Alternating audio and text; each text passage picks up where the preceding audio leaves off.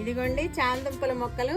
ముందు దుంపల్ని ఈ ట్రేలో ఉంచి నెల రోజుల క్రితం నీళ్లు పోసి కొంచెం అట్లా ఉంచానండి. వారంకి ఒకసారి నీళ్లు పోసా. వీటికి ఇంత మొక్కలు అయ్యాయి అనమాట.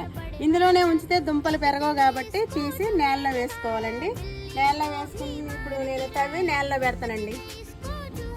ఇప్పుడు వీటిని ఈ మొక్కల్ని ఈ దుంపల్ని తీసి ఈ మొక్కలు వచ్చిన దుంపల్ని తీసి ఇలా తవ్వి నేలలో పెట్టుకోవాలండి. పెట్టుకుంటే 6 నెలల తర్వాత ఒక్కొక్క దుంపకి ఒక్కొక్క మొక్కకి మనకి 3 నుండి 5 కేజీల వరకు దుంపలు వస్తాయండి. ఇలా తీసి చక్కగా చూడండి, చక్కగా వేర్లు కూడా ఫుల్గా వచ్చేసినాయి. ఇప్పుడు 6 నెలల తర్వాత వీటిని మళ్ళీ మనం తవ్వుకుంటే మనకు ఫుల్గా చుట్టూ దుంపలు వచ్చి ఒక్కొక్క చెట్టుకి 3 నుంచి 6 కేజీల వరకు దుంపలు వస్తాయండి.